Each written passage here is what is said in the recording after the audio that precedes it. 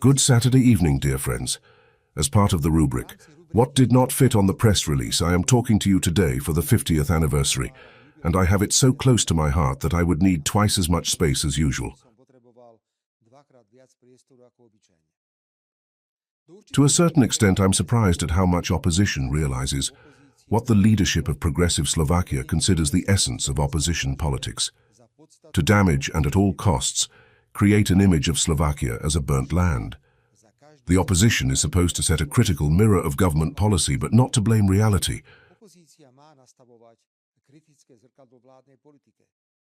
Then they look like weirdos and they are laughing. An excellent example is the unyielding effort of opposition children to push into the heads of Slovaks and Slovenes that we have the most expensive fuel, perhaps in the whole world. This is their return.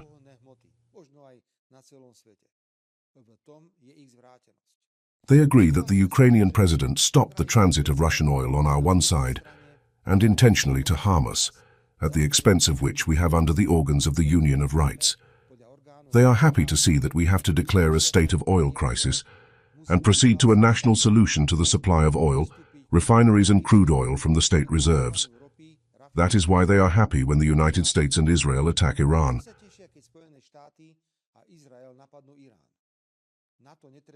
NATO does not need an auxiliary school, so that we know what impact the war conflict in Iran will have on the worldwide supply of oil. Catastrophic. Not only do we not want oil through the oil company because President Zelensky approved it, but there is also a problem around the world. And our dear opposition, smiling like a hole after the first sex, walks through the media and press and roars to the government. The government says we have the most expensive fuel and oil in the world. First of all, we solve it. And secondly, which is unusual in Slovak measures, some media have to direct the opposition that their claims about the prices of natural fuels in Slovakia are not true. On the contrary, we still have one of the cheapest fuels, and the government, in cooperation with the refinery Slovnaft, will do everything to keep up with our neighbors in V4, and they were definitely cheaper than in Austria.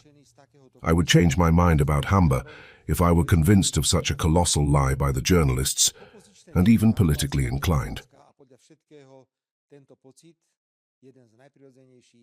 Hamba is clearly not a joke to the opposition children, and in spite of everything, they do not even know this feeling.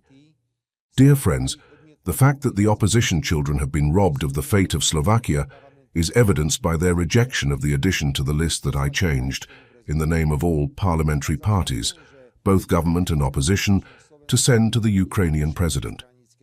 I came from the fact that Slovakia's energy security is above all party interests, and that together we will rely on the president to stop harming Slovakia, to make it possible to visit the so-called damaged hydroelectric power plant in Ukraine, to repair it together with the EU money if it is really damaged, and to get a new supply of fuel to Slovakia and Hungary as soon as possible. I repeat, fuel that we can take away.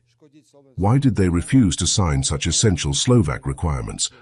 Well, because they want to harm Slovakia, and they know that the separation, renewal and management of the company's oil affects Slovakia, and understandably a huge difficulty in the first place in the existing government.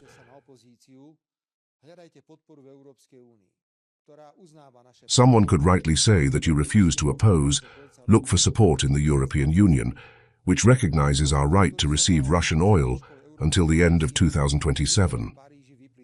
From the conversation I had with the chairman of the European Commission on Tuesday in Paris, it emerged that the European Commission is at least formally on our side. However, I do not feel enough pressure on President Zelensky. How can it happen that in a situation when President Zelensky needs the European Union and its organs as salt, he is still asking for money and is demanding European perspective? The European Commission cannot overstep the mission of the inspection team to find out whether there was damage to the oil company and what needs to be done to prevent it.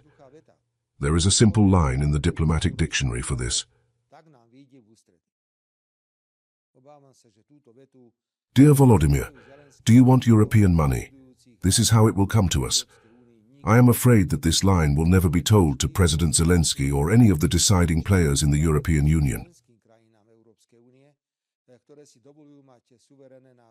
This style of communication is only used in the eyes of EU member states, which allow you to have sovereign opinions. Slovakia is not one of them, and I am proud of it. Moreover, money for the war against Ukraine will come, even if Slovakia and Hungary were to break up.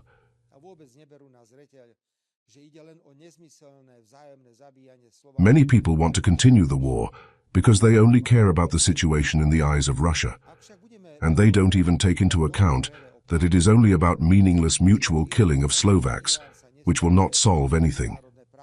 Only a curse will bring consequences. However, if we will hear statements in Europe, which is so angry about the legal state, that international law and similar mistakes are not applied to Iran, and these mistakes will be gradually transferred to other countries, we will witness crazy extremes and gross violations of international law. From this point of view, it is very important that other voices of common sense will appear in the EU, who understand that the strategy to support the war in Ukraine and weaken Russia in this way does not work. Today, it was the Belgian Prime Minister Bart de Wever who proposed that EU member states should issue a mandate to negotiate with Russia on the end of the war in Ukraine. The Belgian Prime Minister admitted that the support of the war in Ukraine did not succeed in suppressing Russia economically, and therefore it is the only right way to negotiate.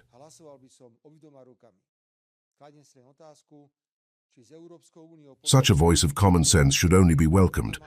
If the EU as an institution asked for a mandate for peaceful negotiations, I would vote with both hands. I'm asking myself a question whether the EU, after everything it has done, will still have an interest in negotiating, and whether it will consider it a reliable and strong enough partner. And just as I warn against any attempts to negotiate a new peace treaty in 1938, any peace agreement must be created and closed only with the participation of Ukraine and with its consent. Dear friends, we have no choice but to continue fighting for the energy security of Slovakia, although this sometimes brings hard statements and measures to the political leadership of Ukraine. At the same time, we must objectively evaluate the threat that President Zelensky and his surroundings are addressing to disobedient politicians in the EU. The Ukrainian leadership did not have a problem to destroy the Nord Stream submarine with explosives, but it is able to deliver violent solutions to disputes in a country it does not fight. I am not surprised at all by the Hungarian Prime Minister Viktor Orbán, that after the wins from President Zelensky and then from others, he is worried about his family. I will undoubtedly open this topic to the meeting of the European Council on Thursday in Brussels. President Zelensky has crossed all the red lines, and a legitimate question must arise. Whose interests are more important for the European Commission, the European Parliament and the European Council? Those of Ukraine or those interests that belong to EU member states? It is very, very sad that we have to have such a discussion at all. And for these circumstances, dear friends, it is a bad joke that President Zelensky is one of the first laureates of the new European Council for the merits of the European Parliament. Dear friends, in the middle of the government we refuse to accept a revision of the regulations of the World Health Organization. I must thank not only the Minister of Justice and the Minister of Health, who proposed such a rejecting proposal to the government. The Ambassador of the National Council and the Commissioner of the government, Peter Kotler, has a permanently noticeable risk that for a sovereign country flows out of these regulations of the World Health Organization, as well as on the date to which it is necessary to implement the revisions. The regulations I'm now talking about regulate procedures during cross-border pandemics.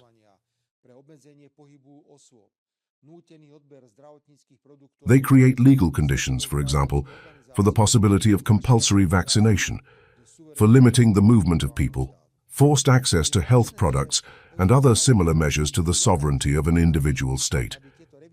It is strange that the European Union asked the member states to accept these revised regulations of the World Health Organization without a veto, which we strictly denied in Slovakia. The European Union does not have a veto on public health products.